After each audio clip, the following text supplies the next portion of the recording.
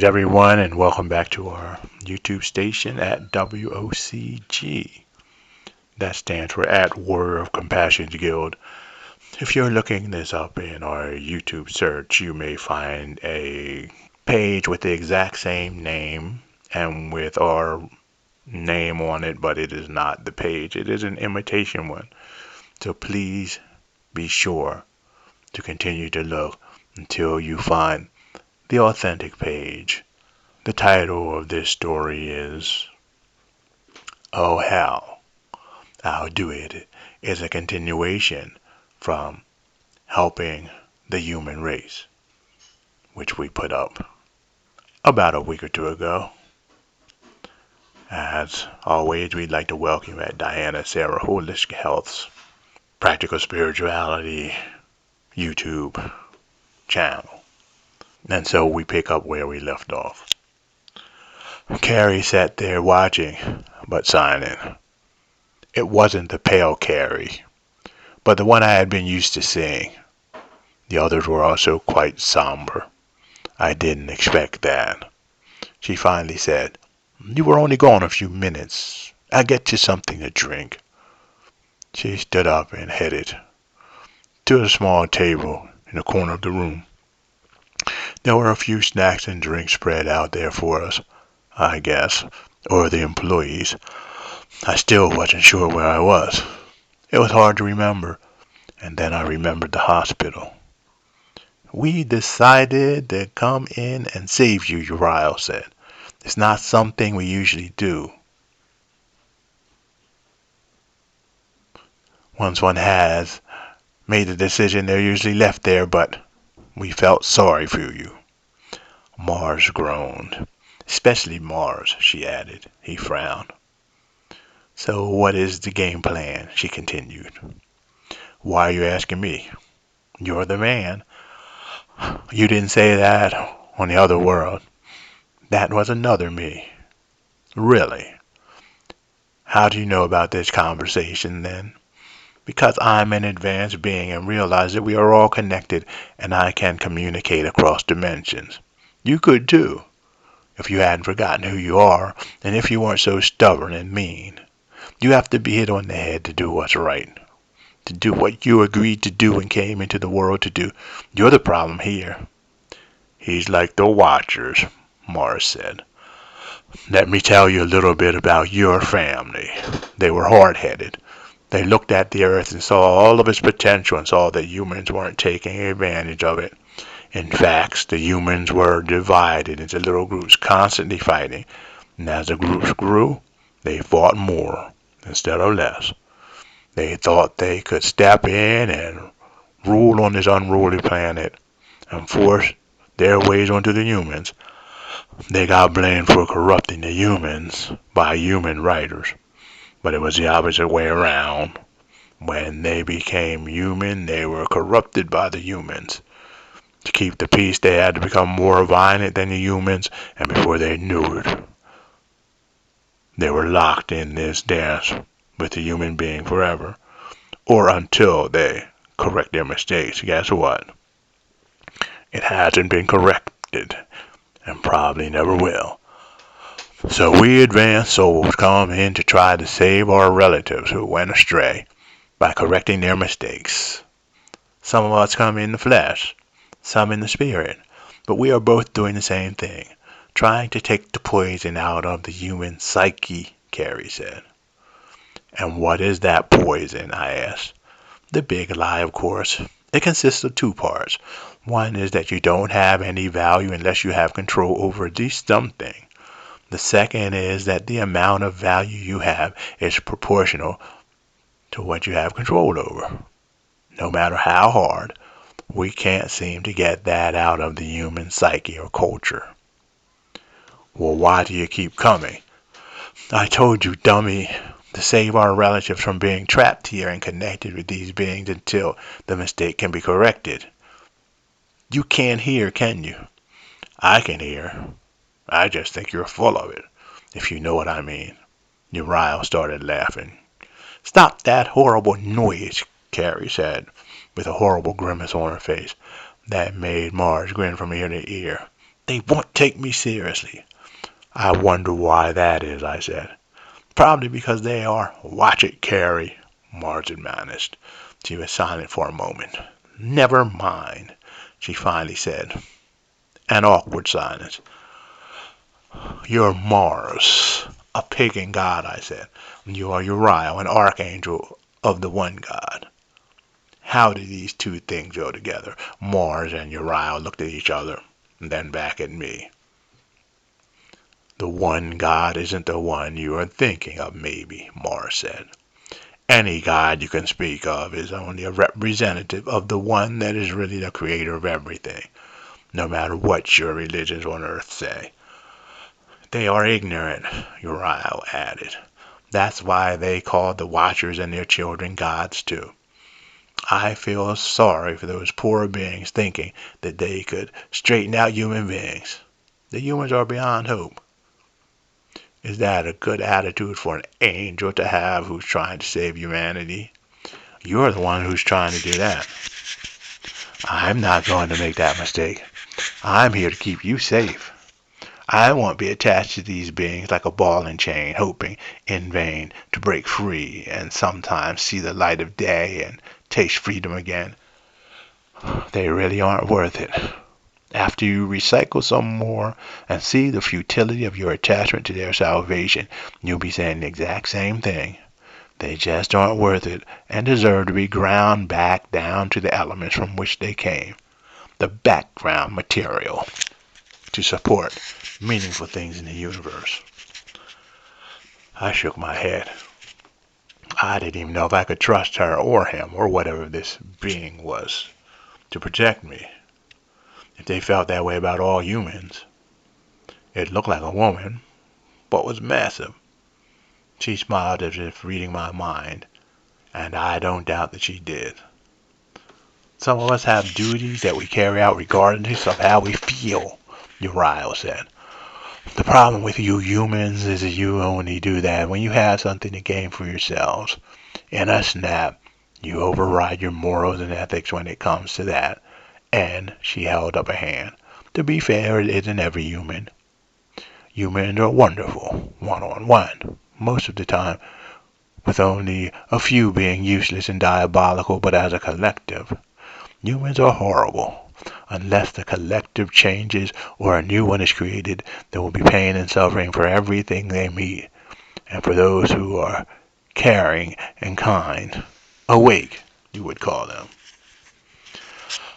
I'd call them woke, I said, even though the evil ones and the useful idiots are trying to demonize the word. They've been trying to for centuries, but it isn't working. We are too woke for that. Well, being that we are all woke and all of that nonsense, Mars asked, what is your next step, woke master? I haven't a clue. You will listen to us, Carrie said.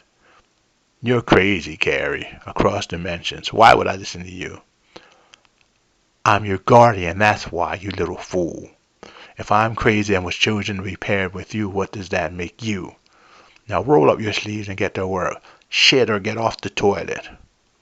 Rude now on top of everything else, I commented. What's next, robot? I happen to be a higher form of life, not a robot, thank you. First thing you need to do is learn something called manners. You have all the bad ones. It's time for you to acquire the good ones. Do I have to be a mother to you? Do I have to breastfeed you?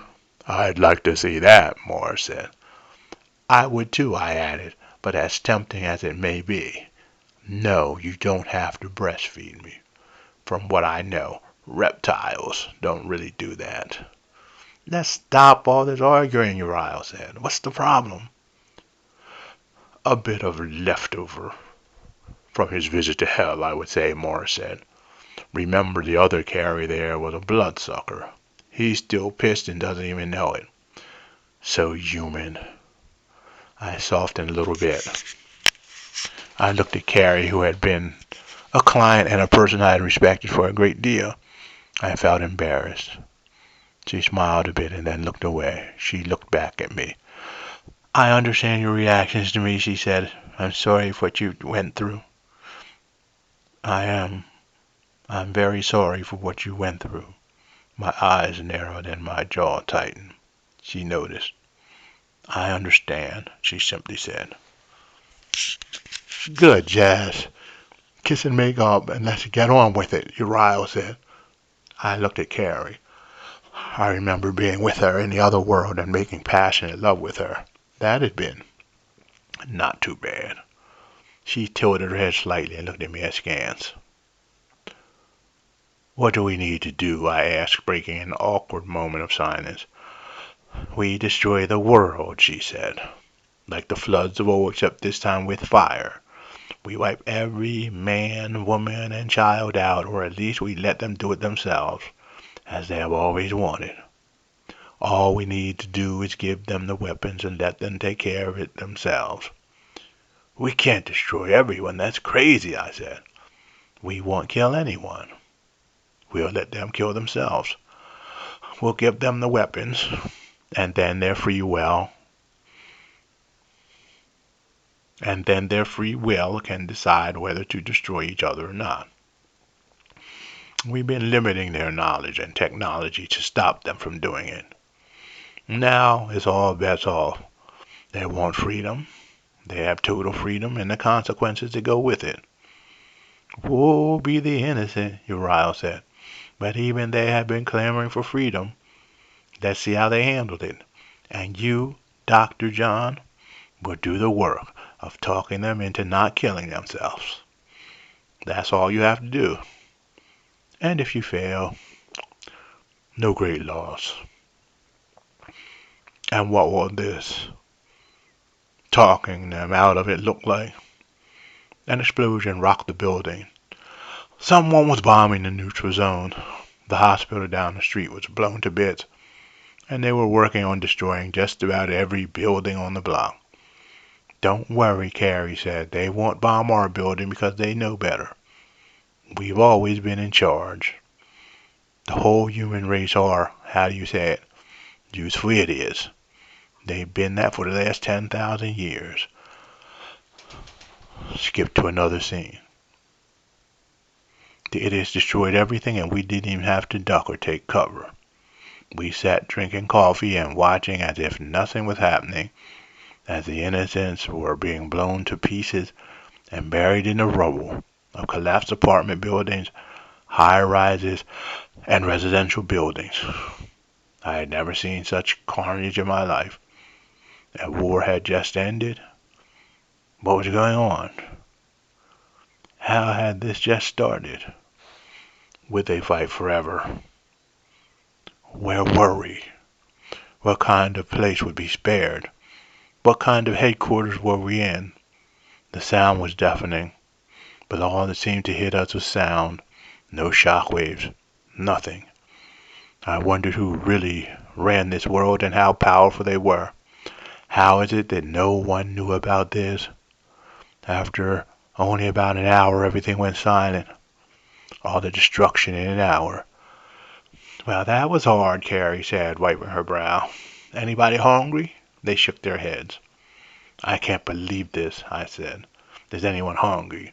Do you know how many thousands of people just got murdered?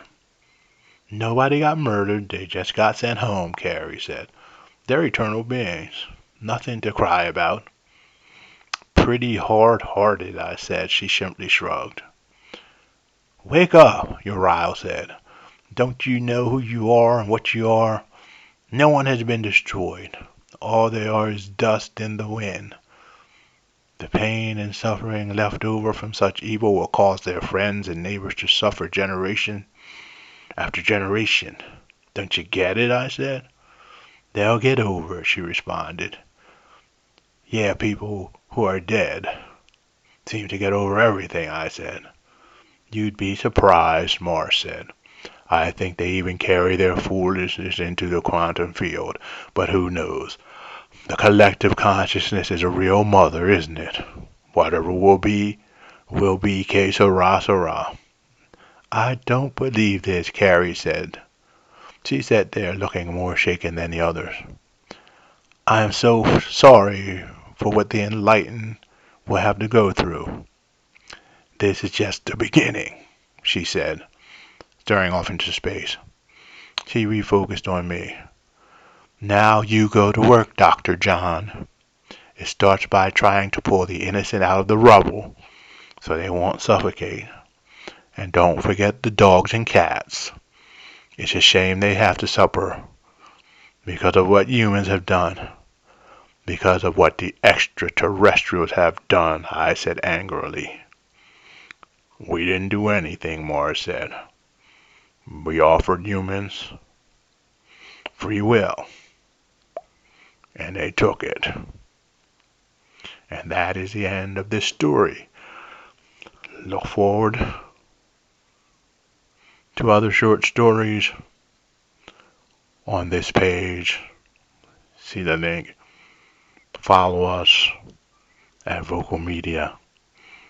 Read our stories whenever you would like. Namaste. Why do you think that health and wealth sound similar? Because when one has true wealth, it means being healthy, having a good family, and a good life. It doesn't only mean having money. And that is why we are trying to create opportunities for you to have wealth in your life. At Diana Sarah Holistic Health. Join us at www.nextstepcoaching.mysite.com.